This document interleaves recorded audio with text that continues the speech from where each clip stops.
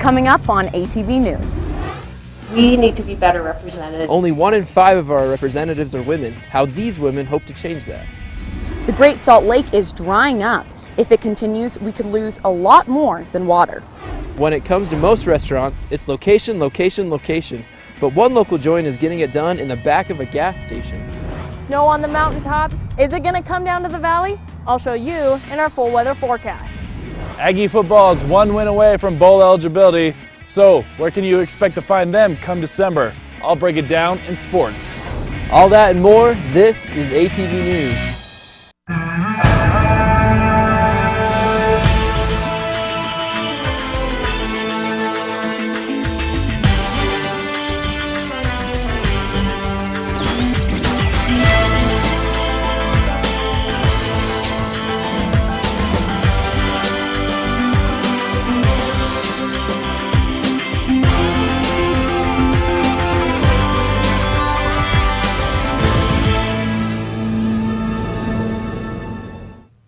Welcome to ATV News. I'm Chaz Ricks and this is Sarah Murphy. Local election results are in.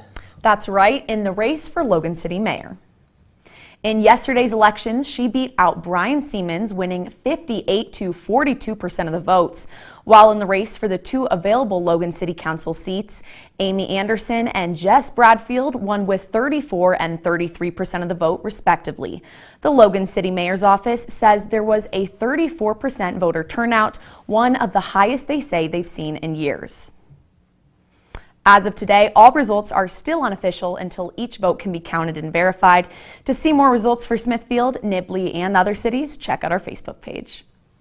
Even though Holly Danes won the Logan City election, there are very few women in public office. If you are a woman who has thought about running, but you aren't sure how, Alex Zellner shows one local group how one local group may have the answer. 25 is even better. Thank you, Marcia. Real Women Run hosted their inaugural Northern Utah training session with a couple things in mind. First, to encourage women to step into public service and leadership, whatever that means for them. and second, If we want to change the future, we've got to change it over time.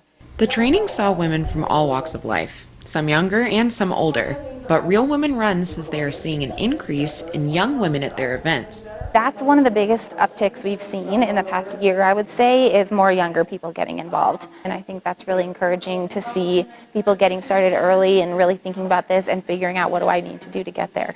Regardless of turnout, while the room was full of women, politics are not. If half of the population in Utah is female, we need to be better represented at the executive level. Of the 104 seats in Utah State Legislature, only 20 of them are women. Utah's population, however, is 50% women, so if they want this to better represent this, they're going to need at least 52 women in seats. Real Women Run is trying to make that happen. We really hope to see the proportion of women in leadership roles continue to shift in the right direction in Utah. And when the proportion shifts, when women see what's possible and when they have the tools that they need to launch a campaign, we see them entering races and we see them winning. and some even say they gained those tools Saturday. If in the future I do want to run for office, I'm much more capable now. And for Real Women Run, they say that makes it all worth it. That's a motivation for me. Alex Zellner, ATV News. For more information about Real Women Run and their training sessions, check out our Facebook page. USU police are still investigating the sexual assault reported on the night of the Howl. Aaron Cox joins us from Old Main with more information. Aaron? Thanks, Chaz. There have been 3 sexual assaults reported just this school year. I went to go see what the USU administration is doing about it. University Police, what is your emergency? You'll hear this voice and see this light if you push this button. Hi, Shelby. We're just running a test. But when you need it, Thank you. Thank you. it won't be just a test. When the report came in, it was just right after the howl had started. A reported sexual assault. It's very unfortunate, and we really feel for this individual. One incident of sexual assault, it's very real, and it brings it home to you. And notifications were sent home to students the next morning. We will send out an alert to the students using Code Blue. This Code Blue notice is one of the resources to help notify students what is going on and where. The sexual assault was reported to have happened here at the bottom of Old Main. If you look between these two trees, you can see a white emergency call box. USU police say using the call box could get you help faster than a cell phone. If they call 911, it goes right down to the Logan Cache Dispatch Center. Or if you use this, We can be here on campus within 2 minutes. USU police might be able to get here faster, but that doesn't change the fact that 7% of USU undergrads have experienced some form of non-consensual sexual assault. USU President Noel Cockett says most universities are at 20%. Relatively low in comparison, Cockett still isn't happy about that percentage. The fact that anything happens is troublesome to me, and I would like to drive that down to 0. Cockett has been the head of a 20-person task force working on campus sexual assault problems for the past 2 years. She says the more students report these incidents, the better she can improve campus resources. We need to hear, even when sometimes that message might be hard, both for the person that needs to deliver it and the person that needs to hear it. We need to talk about these things. The USU administration isn't changing any programs now, but President Cockett says come January, they'll have a new survey with more information on sexual assault. Erin Cox, ATV News, back to you, Chaz. Thanks, Erin. If you have any information regarding any sexual assault here on campus, please contact USU Police at this number. When we come back, the Great Salt Lake may dry up. We'll show you what the consequences are. Who handles the bucks that are hit by cars? We'll show you. If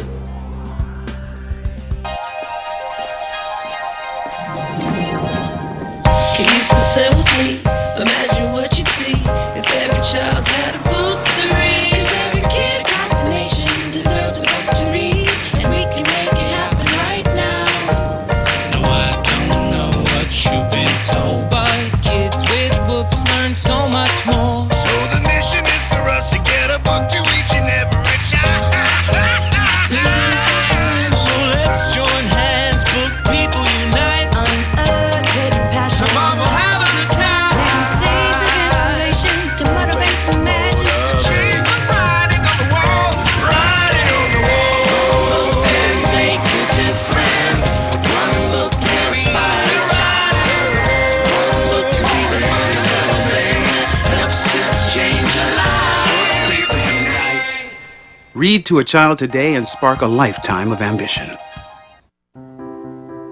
Sorry, I've got big ideas. As a college student, you have big ideas to make a big difference on campus. Why not get funding for those ideas in a big way? The Blue Goes Green Grant provides funding for student sustainability projects. These projects help USU students be more environmentally responsible, live healthier, and save money. To find out more, go to usu.edu/BGG. Get funding for your Blue Goes Green idea in a big way. Blue Goes Green. Make a difference.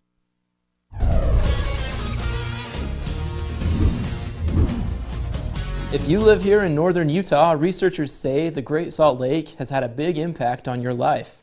Taylor Emerson joins us live now to tell us about a new piece of research about the lake. Taylor? That's right, Chaz. The researchers say that the Great Salt Lake has a big impact on us here in northern Utah.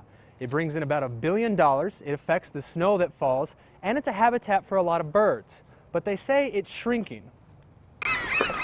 The Great Salt Lake is home to birds, boats, and tourism. It's also the largest saline lake in the Western Hemisphere, but researchers say it's shrinking. We know this is a problem worldwide. The researchers say it's high water use that has forced the Great Salt Lake to lose about 11 feet of water over the past 160 years. And that's quite a lot, because that's not just 11 feet of water right here, but 11 feet of water spread out across miles and miles of lake. And the researchers say that's decreased the overall size of the Great Salt Lake by about 50%. If you go out there to the lake, you're looking out across Farmington Bay at expanses of mud and sand. So in some ways it's worse than 50% if you look at those areas. One of the main causes of the problem, Wurtzbaugh says, is from population growth. We're going to need more and more water, and with more and more water, the lake's going to go down, down, down. Wurtzbaugh also says that agriculture's use of the available water surrounding the Great Salt Lake is a big factor. The Weber, Jordan, Provo, and Bear rivers all feed into the lake, and according to the USGS, in the counties where those rivers run through, Box Elder, Cache, Davis, Rich, Morgan, Weber, Summit, Salt Lake, Utah, and Wasatch, almost all of the available water, with the exception of Salt Lake County, is diverted for agricultural use, while the remaining 19 counties average an 88% diversion rate to farming as well. However, another expert says that doesn't quite explain the whole problem. One thing about the Great Salt Lake is when you have a lot of water, it gets larger, so there's a lot more consumptive use to it. And when it's small, there's a lot less consumptive use. But if the problem persists, Wurzbach says, northern Utah may lose out on the $1.32 billion that is generated from the Great Salt Lake. That number primarily comes from the $1.1 billion salt and mineral industries that use the lake, as well as $136 million from recreation and $57 million from the brine shrimp industry. We've got these environmental issues, we have human health issues, conservation, can solve a lot of these problems. We just kind of have the will. Wurzbach also says that if the lake were to completely dry up, that the lake would act as a dust bowl and dust storms would affect, aggravate, and cause a lot of health problems in the cities surrounding the lake. Taylor, where can we read all the details of this report? They actually have this report published online, and we will link to it with our Facebook page. Awesome. Thank you, Taylor. After a tragedy at the University of Utah, some USU students shed their Aggie blue and showed off their true colors. Flags on USU's campus are at half-staff in support of Chunwei Guo and his biological and University of Utah family. Guo, a student at the U, was shot and killed 2 weeks ago. That just broke my heart. Kind of a shock to me. I was really sad. Some students at Utah State wore Ute red to send this message. I'm sorry for your loss, and just know that there's people here at Utah State that are supporting you all. Austin Botane, the accused shooter, has been arrested, but prosecutors have not filed charges yet. Living in a valley with a large number of hunting enthusiasts can at times lead to illegal actions, but authorities say the buck stops here. This dead buck on the side of the road may look like a typical roadkill to you, but to some it's an opportunity. North Logan Animal Control says there are many people in the valley that attempt to illegally take the antlers off bucks hit by vehicles. With the large deer hunting population, the Division of Wildlife Resources routinely checks bucks for bullet holes or other signs of poaching. It's really frustrating because, like I say, it's really not worth chasing after the antlers for what you have to pay if you get caught. If you see a buck on the side of the road, report it to Animal Control or the Division of Wildlife Resources. We'll post the numbers of the Animal Control and Division of Wildlife Resources on our Facebook page. And when we come back, ATV's Aaron Cox will have your Cache Valley weather report. Your current temperature is 43 degrees.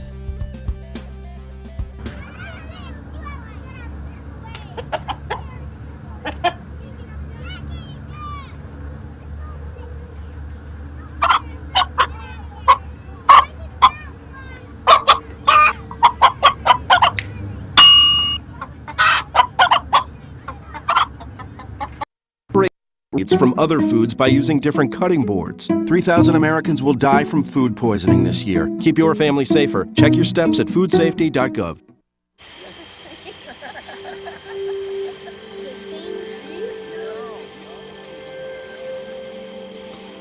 They're coming. Places, everybody. Light check. 1, 2, 1, 2. Everything looks good on our end. And lights. Come alive with the forest. Visit discovertheforest.org to find a forest near you.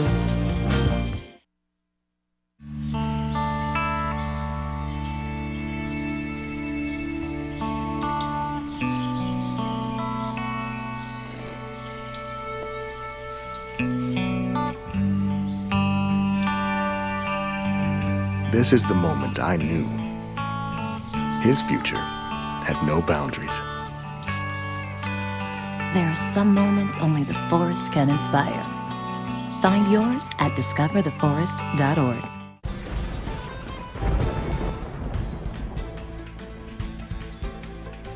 Welcome back to ATV News. I'm Aaron Cox with your full weather forecast. And the good news, is it's actually not that full, especially after our weekend of snow. But first, let's talk about what's on the national radar for this week. If you come over here to the East Coast, you can see, the West Coast right here, East Coast right here. You can see these storm cells coming in, and they're pretty heavy with rain. Green means more moisture. Deep blue is a lot of moisture. Green is really heavy. And then you can see over here with the West Coast, we have this other storm cell coming in, and it's swooping up towards Canada. Green, again, heavy moisture levels. But let's see if that's going to affect our great state of Utah with the state radar. If you take a closer look to the state of Utah, you're going to see that there is nothing going on. I mean, there's a couple blue spots, little blips of moisture, but not much. And so let's take a look at our 7-day forecast to see what really is going on with Utah. If we start with today, Wednesday, it's cold. It's 43 degrees, but we still got that sunshine going on. Thank heavens. Still a little brisk. We got a low 23 degrees. Tomorrow is 20% chance of rain at night. So during the day, you're going to be okay, partly sunny. It's going to be 58, a lot warmer than it is today. On Friday, you have 20% chance of rain, and it's going to be during the day, so be prepared for that. Saturday, we have Veterans Day, and it should be nice and sunny. If you're going outside to visit anyone or any family, it's going to be a nice day, but it's going to be cold, 49 degrees.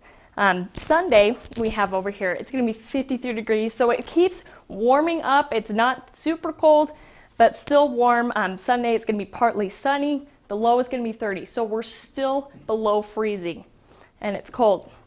Monday, 57 degrees. It's going to be warm, but 30 degrees is our low again, so we're doing okay. Tuesday, we're going to see a little bit of rain, partly cloudy, a little bit of rain, 52 degrees. It's going to be okay. So not too bad for a weather forecast. Classic Cache Valley, where it changes from high to low throughout the week. Not too bad, though. Yeah, it's like a roller coaster of temperatures. It's just like you never know what you're going to get. But I think when the temperatures finally level out, it might be time to take out the winter coats. Yeah, and get some snow. Yeah, definitely. So Brady, what's been going on in sports? Well, in sports, basketball season is back. But how did our teams look in their exhibition games? And Aggie football traveled to New Mexico to keep their bowl hopes alive, but why it may be too late, coming up in sports.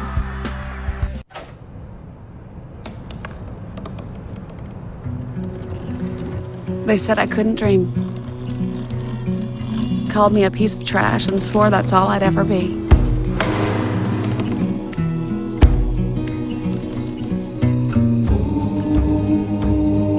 Said a bottle couldn't see the ocean.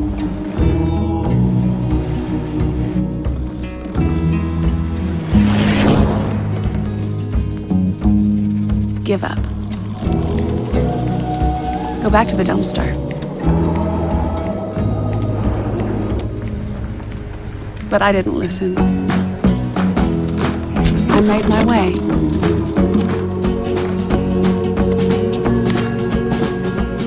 And now, I am what I've always wanted to be.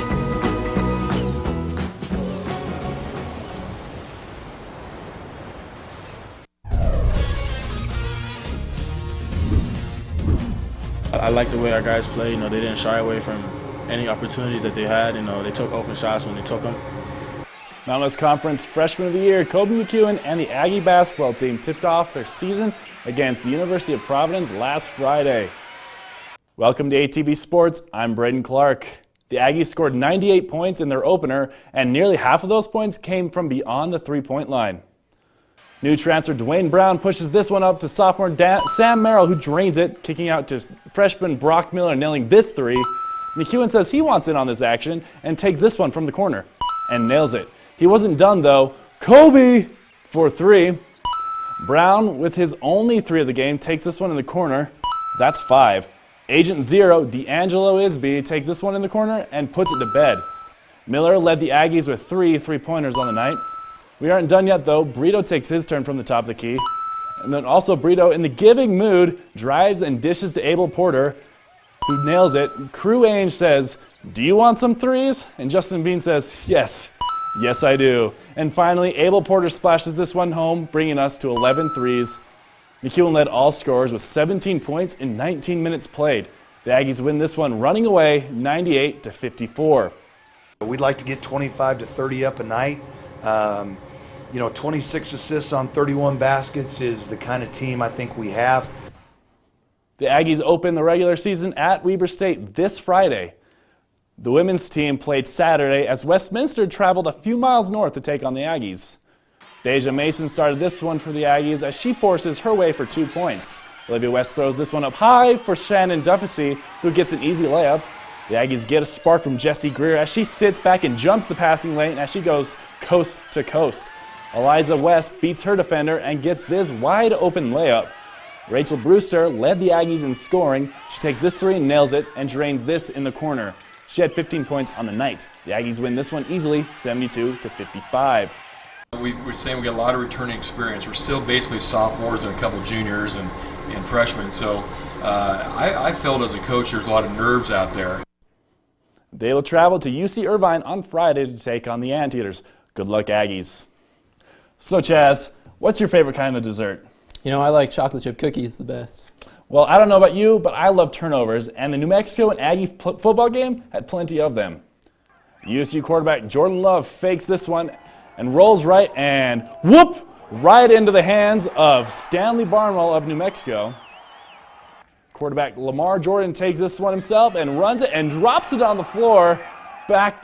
Gives it right back to Utah State. Oh, but we're just getting started. Jordan rolls right, dishes to Romel Jordan, who finds a hole, runs right, and whoop! Ball back on the ground, and Aggies recover. What a day to be a Lobo. Richard McQuarrie runs and whoop! Is stripped by Justice T.I. They possibly can't fumble again. Owen says, "Hold my poodle," and drops this one to the earth. Now, don't get comfy, Aggie fans, because whoop! Right there, Jordan Love and Luan Hunt don't want any part of this handoff. New Mexico inserted quarterback to OT, and that didn't help because, whoop! The running back and quarterback get leveled right there, and David Woodward is there to pick it up. He's at the 40, the 30, the 20, the 10, and into the end zone. Okay, everyone get that out of the system. The game wasn't all bad, though. Luan Hunt will punch this one in for the Aggies. The first points of the game, actually. Hunt wouldn't carry the load for the Aggies as he breaks free here for 65 yards and finishes the night rushing for 117 yards and 2 touchdowns. Gives the Aggies the lead 14-3 at half. New Mexico would finally score a touchdown in the fourth quarter, though, when Tua OT ran this one around the Aggie defense, splits a defender there, and dives in the end zone, but it wouldn't be enough. The Aggies improved their record to 5-5 with a 24-10 victory over the Lobos. Aggies inch closer to the 6-win mark, which makes them bowl eligible, but that's where things get a little confusing. You see, under this current bowl system, every conference is guaranteed a certain amount of bowls for each of their teams. In the Mountain West Conference, we are promised 5 bowl games: the Las Vegas Bowl, the Arizona Bowl, the New Mexico Bowl, the Idaho Potato Bowl, and the Hawaii Bowl. Currently, there are 5 teams with better records than USU: Boise State, Wyoming, Colorado State, Fresno State, and San Diego State. Each of these teams will claim the secure bowl games that the Mountain West has. So what does that mean for us? Right now, we are the outside looking in. The Aggies have to hope some other conferences fail to send teams to their secured bowl games. In that case, the Aggies have to be selected by the bowl committee. So it is quite possible to see Utah State playing in Alabama, Texas, or even New York when bowl season is upon us. The best thing the Aggies can do for themselves is to beat Hawaii next week and Air Force the week after. Even with 6 wins, there's still a chance to be skipped by the bowl committee and miss out on all the bowl festivities. Thanks, Brady. We have to take a break, but when we come back, we are expecting a stretch of 3 to 5 years coming up of being above average. When it rains, it pours, at least lately. What heavy rainfall means for the valley.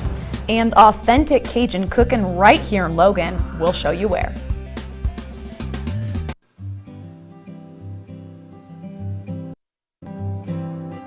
Students in biological engineering at Utah State University have the unique chance through the Synthetic Biomanufacturing Institute to engineer uses for spider silk. Projects developed in the lab include medical coatings, strong adhesives, and elastic woven fibers. These Aggies from Utah State are influencing and changing the face of biological engineering. Join them and leave your mark as well. So, I got this new family, and I don't know what it is about this one, but she can't seem to put down that toy all day long. Tap, tap, tap, tap. Oh, and she even talks to it. She talks to that more than she talks to him. What's up, bro? Nice shirt. Who's she talking to? Her mom? She talks to her mom a lot.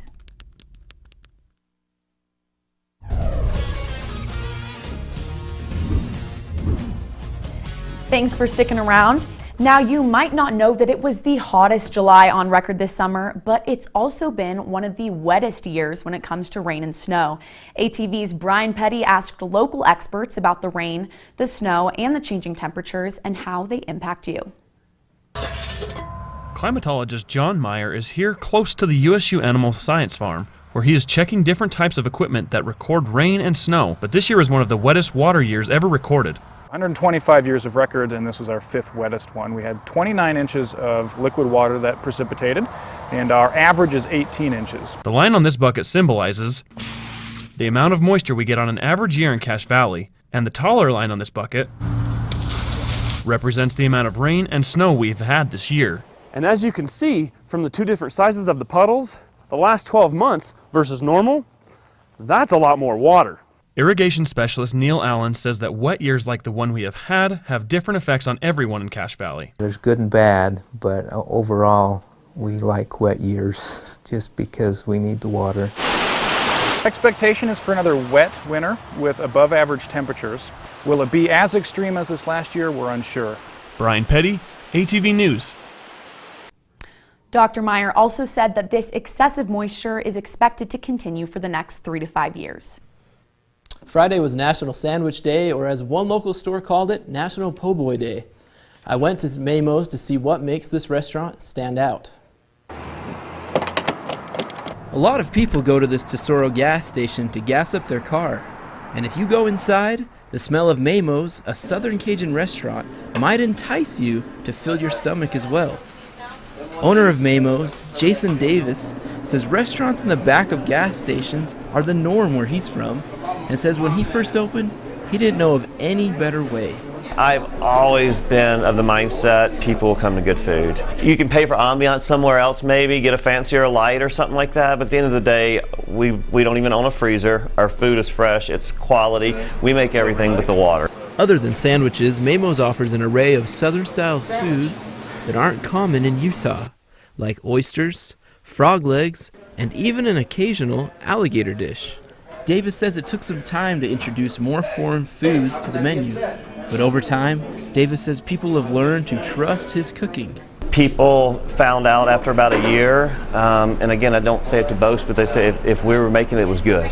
It's food like this shrimp po' boy and jambalaya that brings people from all over Utah, and it keeps them coming back for more. Ty Harrison has visited Mamo's a number of times and says after living in the South, So this is the only place that we've ever been to that creates that kind of atmosphere and that taste that's authentic. Thanks, guys. You hear about people coming up from Ogden when they have their special days of roasting out there in Alligator, some other places, that they all flood up here to get the real stuff. The lawsuits are worthless comp and 30. If you don't come to Lowton and try this place, you're missing out on a real gem. To find out when Mamo's will have another Gator cookout or other special event, check out our Facebook page. Well, have you guys been to Mamo's? I've been to Mamo's and I had frog legs while I was there, and they were cooked up pretty good, but it was still a little weird, I'm not gonna lie. I love the alligator. It's kind of a unique thing. Yeah, it's definitely different for Cache Valley. All right, well, thank you for joining us on this edition of ATV News. For more local news, check out our Facebook, Instagram, and Twitter pages. We'll leave you with some fun pictures of the snow around Cache Valley. Have a great day, Aggies.